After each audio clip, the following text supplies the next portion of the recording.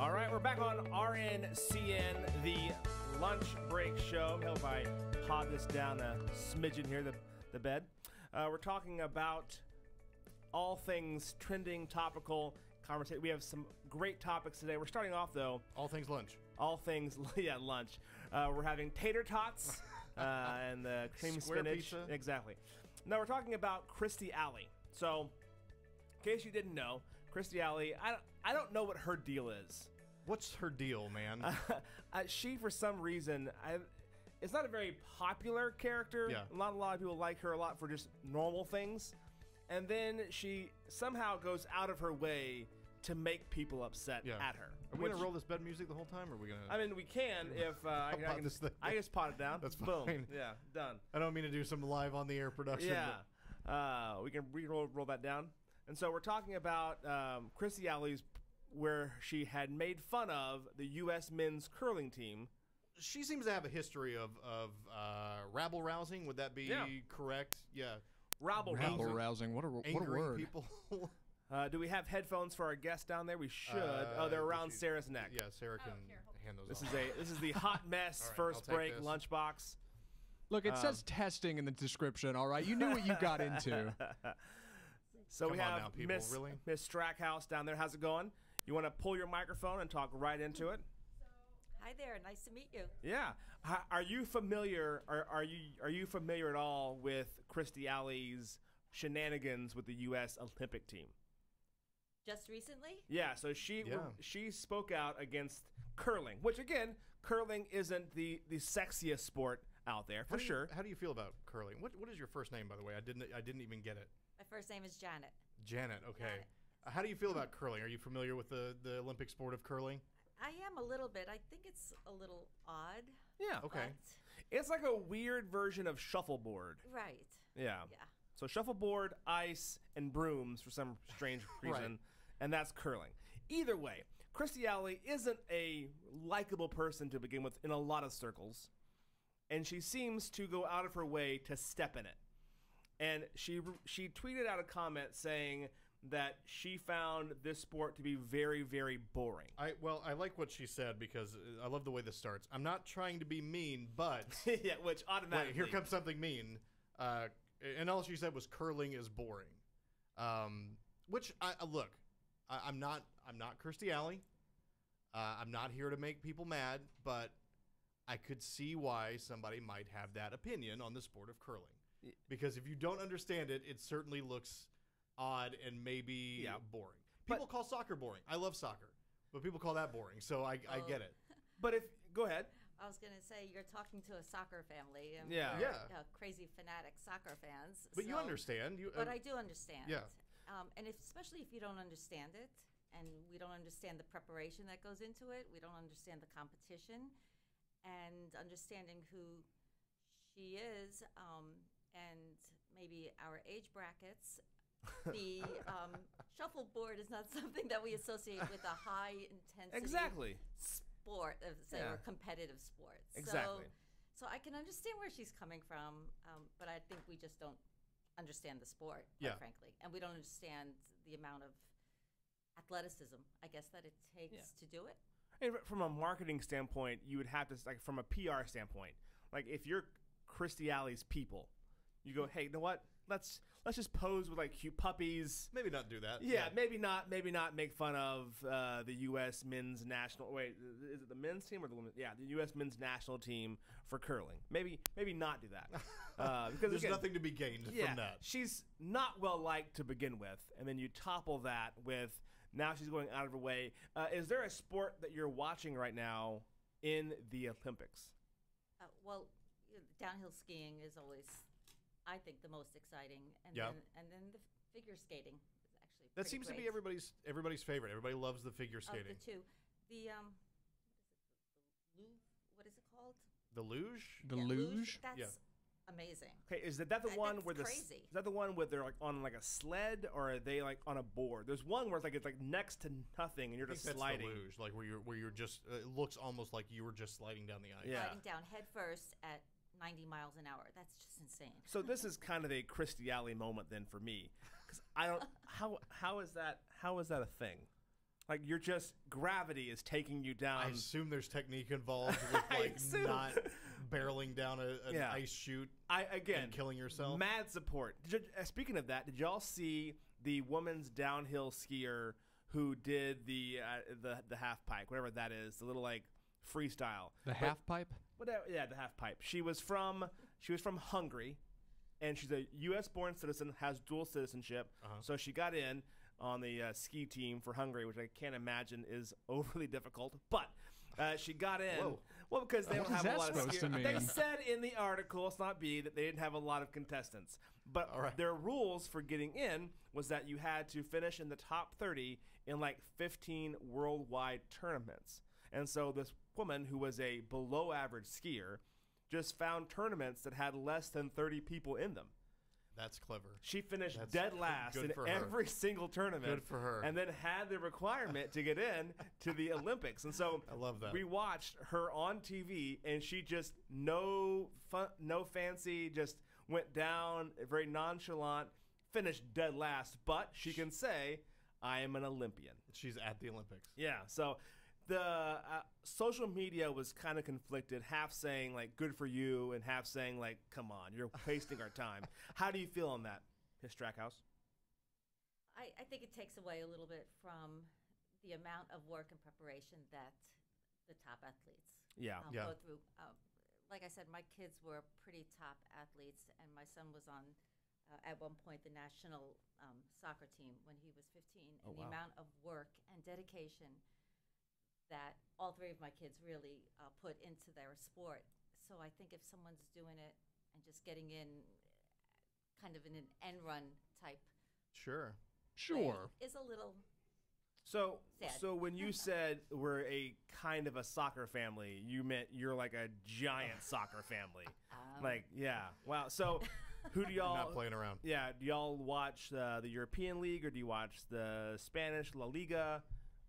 I'm an Italian fan, so I'm a Juve fan. Juve, yeah, there you go. Yeah. I only know Roma is the only club I know that plays in Italy, which is a pretty good guess. Well, But and- No, that's And they're doing a great job, and they're actually U.S. owners, so Oh, something to perfect. be proud of. See, there we Yeah, go. yeah. Well, I appreciate you coming in. Thanks for talking some Olympic talk. Hope you had a great time. Thank you. I really Thank you. did. You were enjoyed great. it. Yeah. We appreciate it. When we come back, we're going to talk with Deborah Lava, and she's going to give us some inside information about maybe the mindset of the shooter in the Florida shooting that happened last week. Coming right back. Great job.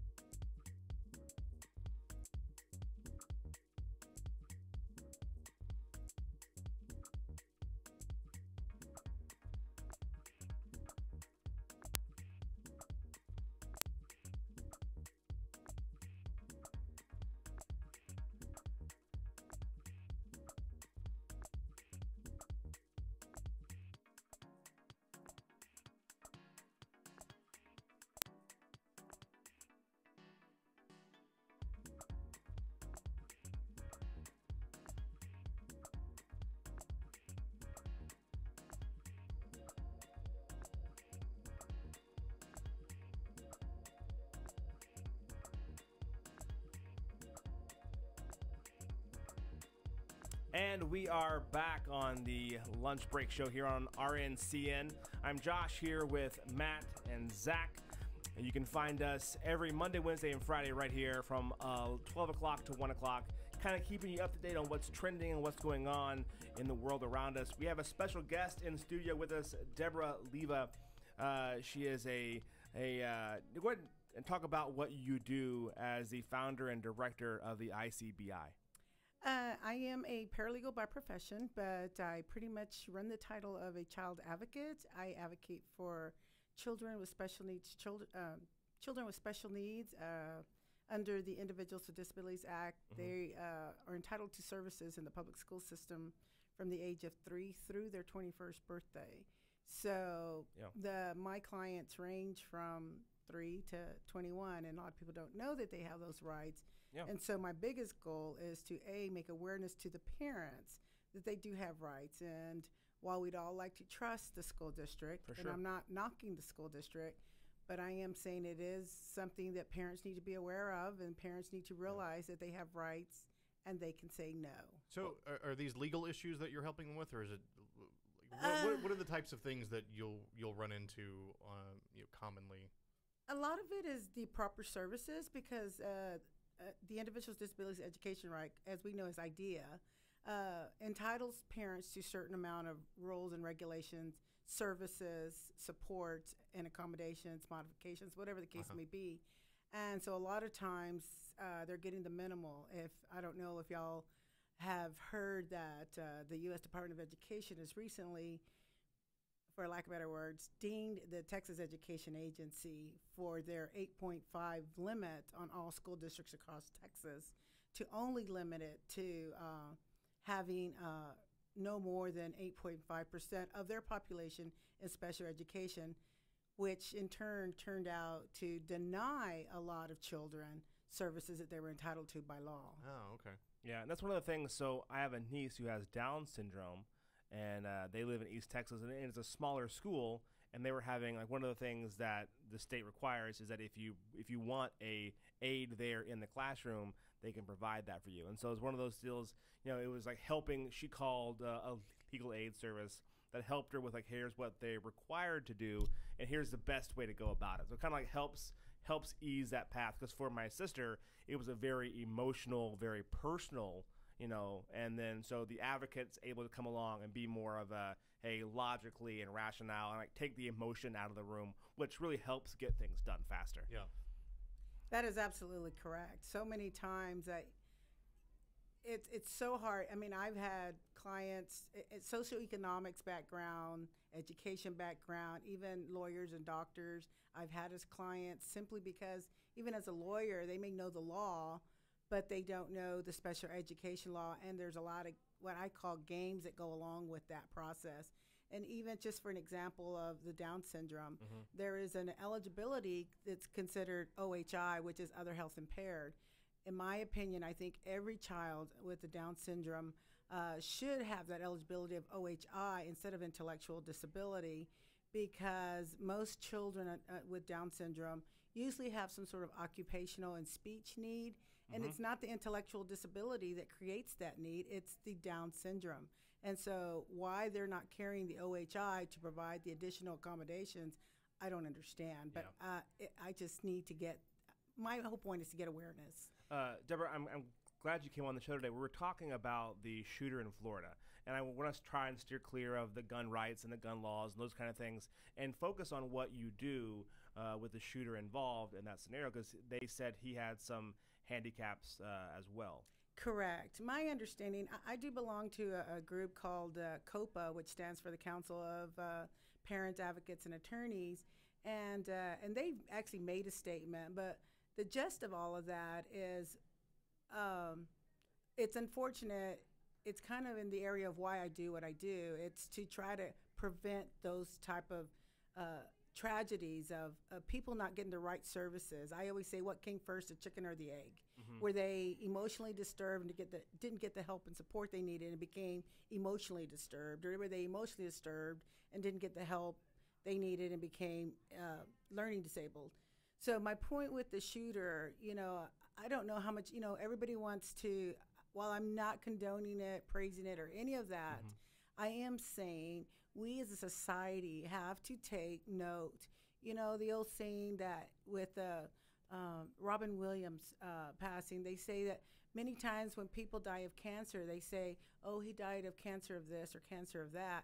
But really what ultimately would kill somebody that is ill with cancer is they either have heart failure, kidney failure, or one of the above. They don't say that. They said he died of cancer. A person that commits suicide or a person that does something tragic because of mental illness, they blame the situation and not the actual cause. And that is the mental illness. And I think too many times in society that we ignore that. I had a state senator say, or a state representative say, that in Texas, the least restrictive environment, which is a part of the law under IDEA, is in Texas is considered TYC, Texas Youth Commission.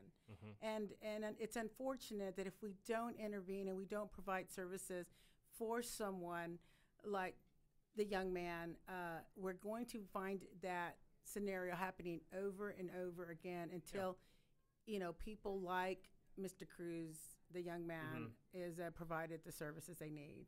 Do you think as a society we ignore it because either we don't have the proper help in place, or do you think we still have a little bit of an issue with bringing up if we think this kid has a problem, but we don't know how to talk about it in an open and honest way, and we let these problems fester a little bit. And so, like you said, if there's a kid who may have some emotional issues that could lead to something like this, I mean, do we have the language necessary to be able to say this kid has a problem, we need to do something about it, or are we still a little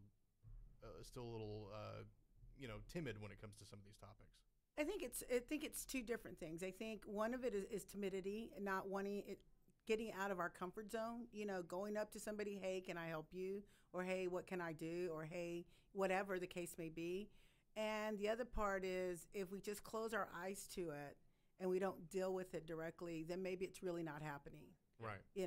And so unfortunately it goes unskirted.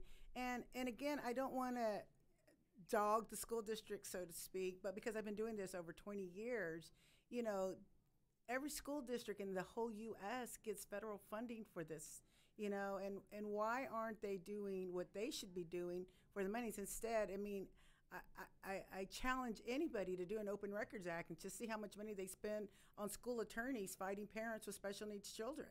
And the volume behind that, it would just be crazy if they would just spend that on the services and the needs that the children have. Deborah, if somebody wanted to get a hold of you, what would be the best way to go about that? Either my website, which is In Child's Best Interest.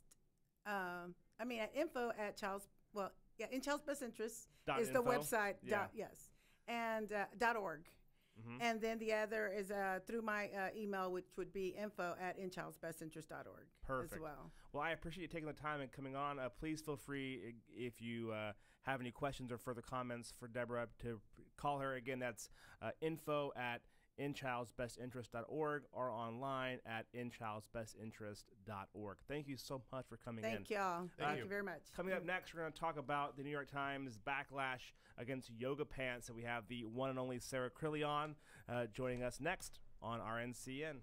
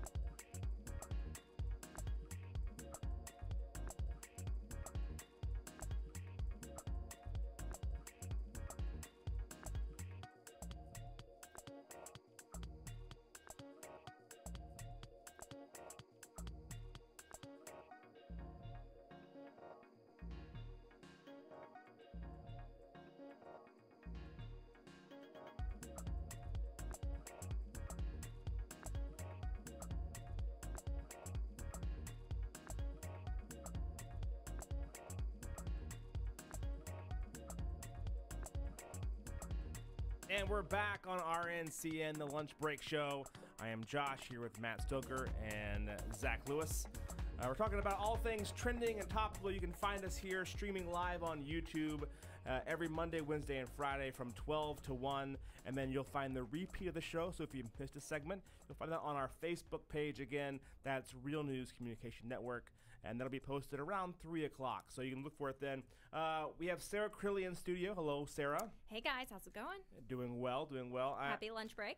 I saw this headline and I thought we have to get Sarah in here for this. Naturally. There's a New York Times. Both of these topics are right up Sarah's alley. But the first one, New York Times backlash on anti-yoga pants article that they had out. And there was a op-ed piece that suggested, and here, that yoga pants shouldn't be worn by women over 30. What? Which I agree with, but not for the reasons that they mentioned. Okay, well, let's start off with you then. Hold on. Where do you fall on yoga pants? You're a yoga big pants fan are great. Yeah. of the They like, are comfortable. yoga pants as They actual promote pants. fitness. They promote Well, comfort. wait a They minute, promote wait a all minute. things. Wait a minute. Promote fitness when you're just going to work? Like, what do Well, you mean? so I think there's different reasons to wear yoga pants. I think when you're going to the grocery store, you're Are you promoting in and fitness out. when you go to the grocery store? They're comfortable, okay? They're Okay. for comfort. They See, are that's built for good. comfort. They're Yeah. built for fitness. They're built for a lot of things. So Gotta love the yoga pants. my wife calls it the faux leisure because she'll put on yoga pants and a hoodie and go to the store and go, people will think I just came from the gym. And so that's why That's I'm part of wearing the it. Yeah, process. Rachel. So it's the faux leisure. Yeah. But the reason why I don't like yoga pants is they're way too much like tights to me. And to me, tights should be worn by like 5-year-olds at a ballerina thing. If you're not a ballerina, I'll put it. If you're not a ballerina or an actual dancer, like wear actual clothes. That's like if I walked around in, a football jersey or whatever. It seems like you're trying to play pretend for a little bit. Again, I know they're huge. I know Sarah loves wearing them. My wife loves wearing them. Every lady out there loves wearing yoga pants because they're comfortable and they're form-fitting and all those different reasons. So you're saying there's a time and place. There's a time and a place. But maybe so if you're at the gym, totally fine with it. But if you're if you're at a baseball game, that makes no sense to me. Wearing yoga pants. Where makes do no you sense. fall? Well, I'm going to guess where you fall in this. Where do you fall in the yoga pants with like the big fluffy boots? Uggs? kinda I hate thing? Uggs as well. Yeah. So And then, yeah. like a sweater or something like yeah, that. yeah, no. So basic for all the basics. Yeah, all the basics. I'm not a fan of that. But again, my wife has both of those, and she's like, I don't care what you think. I'm Yeah. wearing them for me, which is totally fine. But what the article said in the New York Times is they said that for women over 30, there's two problems. One, they're over sexualizing what you're wearing. And so if you're over, I don't know why all of a sudden over 30 gets chosen for that. I don't know. But if you're wearing it, it's overtly sexual, which I'm not quite sure I get unless it's the ones that are like black and kind of see-through, which apparently those exist. And they said the problem that they're finding in the article is that women who they think shouldn't be wearing yoga pants are wearing them. And so you're like seeing dimples and that seeing... seems to be the thrust of the article is that they don't want you wearing them because you don't look good in them. So, I mean, do you feel like, Sarah, I'm going to guess what Sure. you might say here, but like, do you feel, if you feel comfortable wearing yoga pants, or if you feel comfortable wearing whatever, do you feel like you should do that, or should you take things like that into account? I think there's also a way to wear them. So covering your butt. I'm just going to say it. Like wear a longer shirt. And Yeah. so then you're not, super skin tight and showing off everything.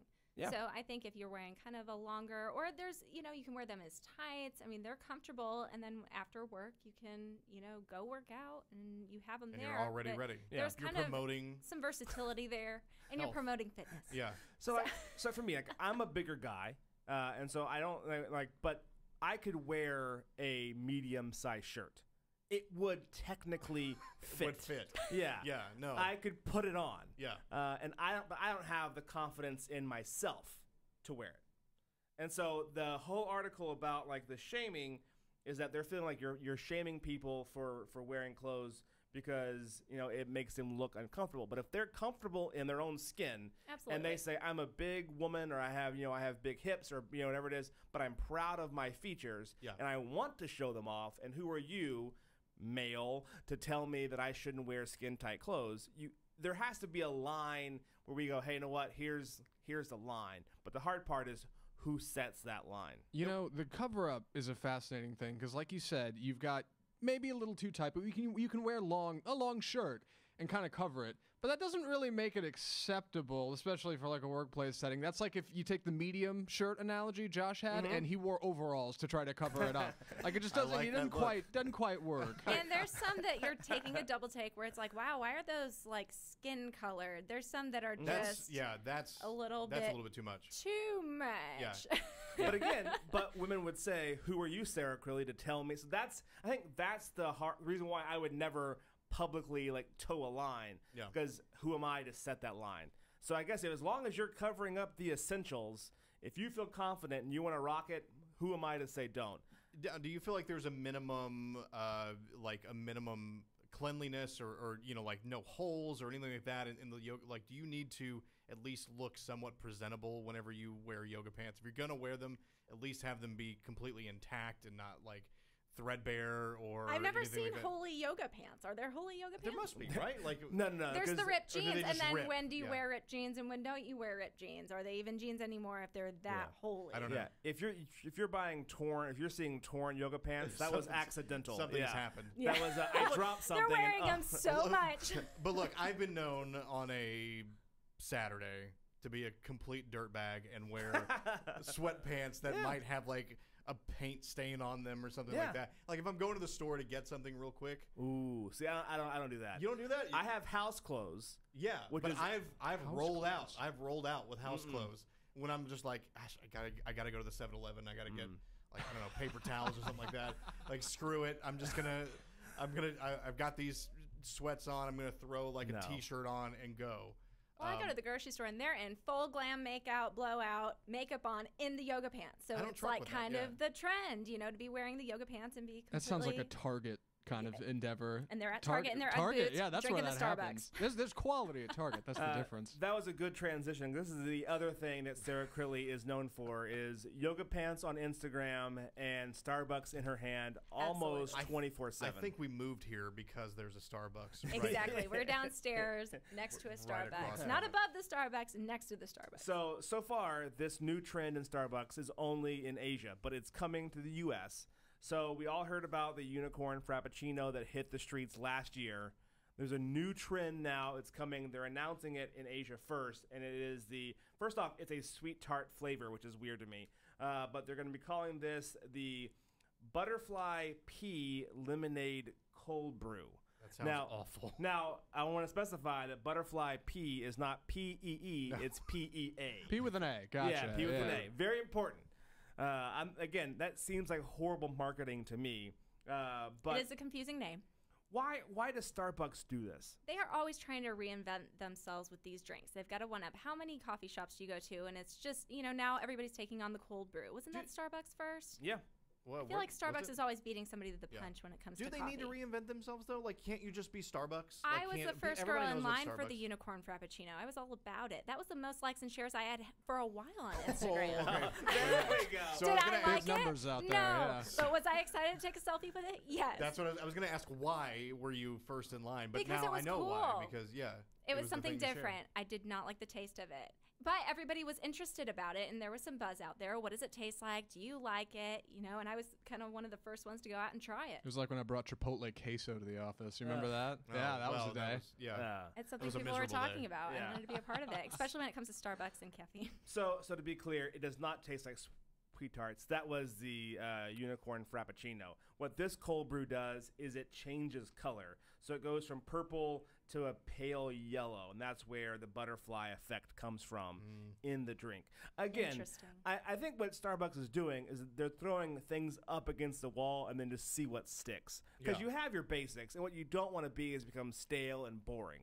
And so if every time you go, all I'm getting is the whatever, the latte, vanilla latte, then that becomes too boring. But if you have fun things that brings a new audience and a younger generation who may not like coffee, but they want to try the unicorn turbo blaster or whatever it is, then They want to take a picture with it and get likes. So, but either way, $7 a drink. yeah, either way, you still It can spent- also be worth yours. it. yeah, you still spent $7. So, Anyway, that's the new thing that's coming out. I'm sure. I must be stale and boring because I go and I order the same stupid thing every single time. Black coffee.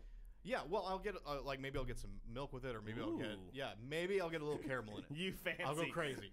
I'll go crazy and get a caramel latte, but that's it. And like to me, that's all I need. That's all I need from Starbucks is just to throw a little caramel in my drink, and I'm good to go. I'm gonna guess Sarah Curley's drink order has at least 6 mods, 6 modifications. Give us So it used to be a double shot of espresso over ice with cream, and that was they call it a doppio. So you go up there, what? you roll up to your Starbucks Never drive-thru have and heard say, of that "I'll have a before in my doppio life. with cream in a tall cup," A doppio. and they know what you're talking about. a doppio. Is A that like a doppio. hidden menu? It's a type double thing? shot of espresso. Okay. So I have it pretty much injected into my veins at this point. Well, I that's have a not lot bad. of coffee. No, so and then there's all those different drinks that you can order that are kind of off The the, secret menu, the yeah. Yeah. secret menu. I heard that there was some kind of a Harry Potter butterscotch one A or butter beer. Yeah, I had it. Am I and- getting it wrong? I don't Stoker? know. No, I think that's right, but I didn't know that existed. Yeah. Where do you fall on the? So the doppio brings up something to me. Where do you fall on the restaurants that force you to order a stupid sounding dish or a stupid sounding drink? My wife. Like the Rudy Tooty Fresh and Fruity. I'm just gonna call them out right now. Yeah. Where do you fall on that? Because I hate that. Like, I don't embrace it all the way. don't make me do that. I just point. like I'm like, that one. I'll have that. I'll have that one. The pancakes. You know what I want. In-N-Out Burger has the animal style Yeah. sauce. Yeah. And I Me some love animal ordering style. that because then people are like, wait, what? But it's not even a secret anymore that Yeah. they have that kind of off the menu. Well, Kinda. my wife's vegetarian, but when we go out to eat, like when we go out to vegan places, if you've ever been to a vegan place, they're just chock full of made up words and names because they can't call things chicken or beef. Right. Yeah. And so it's like some variation of weird things. And I always just point. I'm going to have the nachos. You know what I want. That. Yeah, just Yeah. Numbers help. If they put a number next to it, that helps. The number 2. There we go. Yeah. Well, Sarah, I appreciate you coming in. Thank you so much. We have another special guest coming up next. Her name is Deborah. We're going to be talking about some dentistry things, and we're going to be asking her some Melissa Santilli will be next Melissa, on the what- show. who's- Melissa. Deborah was our last Deborah guest. was already here. It's been a long day. I did not have my doppio this morning. That plays a big part of it. We'll be coming right back on RNCN here on RNCN.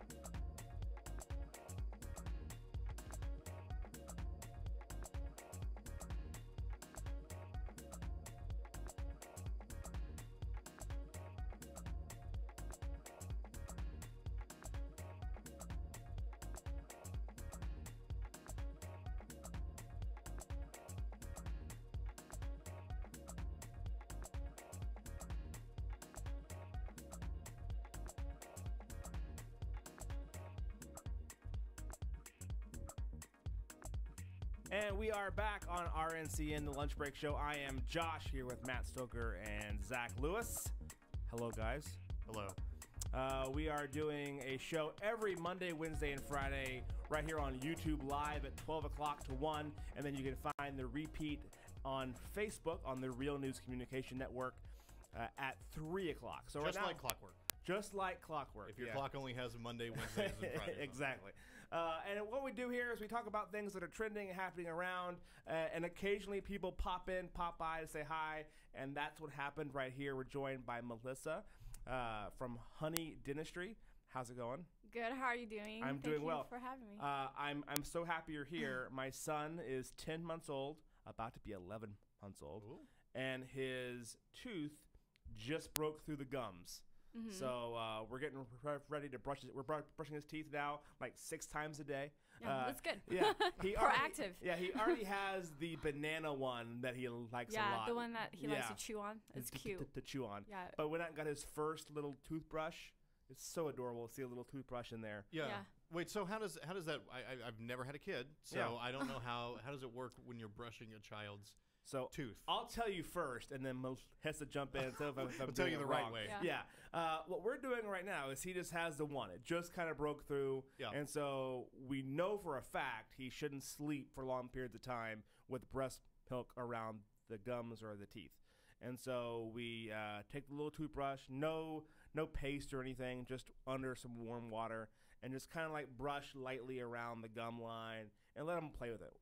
For us, it does two things. It gets him used to the toothbrush. Yeah. And it helps just kind of make sure the teeth are clean from any sort of milk pockets being stuck there. Is that correct? Yeah, that's actually perfect. Nailed it. Wow, look So- at you. Look at us. So we recommend patients to know a couple things. So some of the tips I would give moms is that you do not want to use fluoride toothpaste for kids up to age 6 because wow. sometimes they will ingest that, and that can contribute to over ingestion of fluoride. Because fluoride is put in everything like baby food, baby drinks, and everything. But if they also eat that from the toothpaste, then they can be overdosed on it, and so that can cause fluorosis down the road for What is that? for their I- adult teeth. Yeah, I used to eat toothpaste. Just like Seriously. So- squeeze it Yeah, out. like I would get up in the middle of the night and go grab a whole tube and just snack time. Yeah, it was snack time USA. So yeah, I Yeah. went to my dentist and she was like, fluoride. Like, Yeah. yep, that's me. Mm. So it Yeah, they want to affected- find toothpaste that do not have fluoride for kids, and just get them in the habit of brushing their teeth and visiting their dentist as soon as the first couple of teeth pop out, just so they start getting used to the dental experience. So I can't Yeah. picture my son who can't stay still for longer than 4 or 5 seconds, sitting in a dentist chair for any length of time. So how does that work? So in my office, we actually have a TV above the patient's chair. So Okay. when they lean down, the kids are usually pretty distracted by it's- just the show. And then we kind of talk about, here's Mr. Slurpee. It takes the life out of your mouth. We just kind of make it fun. Aw. And then we usually give them like a big prize at the end, so they have a positive experience. That sounds with, all right. Yeah, I with wish dental my experience. dentist did that. Yeah. Here's Mr. Slurpee. So do you have Daniel Tiger? Because that's his jam right now. Is Daniel Tiger's Neighborhood? I don't. I'm sure. Daniel Tiger? Yeah, who's From this Daniel From Tiger the land character? of make believe? Come on, guys. Yeah. I'm not familiar. I just know that we have like all these people that we get toys from, and Yeah. I don't even know most of the toys, but Yeah. I know that they're popular. So Yeah. I'm just. I'm sure he'll be fine. Yeah. So now you were talking beforehand about holistic dentistry. That Yes. fascinates me. What is holistic dentistry? So, so some patients are starting to notice a trend of just some health issues related to their dental care. So, for example, mercury fillings, amalgam fillings, they're silver fillings. 50% of that filling is mercury. And some patients that come to my practice, because we're more of a holistic practice, we do notice a lot of patients noticing headaches and immune compromise issues related to certain dental experiences. And so what we try to do in our practice is make sure that they have a safe experience. So if a tooth is broken or has an old filling that needs to come out, we do it safely so they don't breathe it in, they don't breathe that debris in, they don't swallow it, they don't get it on their clothes or their hair, because they can go home and that mercury debris, which is odorless, their kids can breathe off of them. So So are you seeing a growing trend right now for the holistic side of dentistry? I think that the education of what mercury fillings, there it's a little controversial just because there's obviously a lot of politics around there. Sure.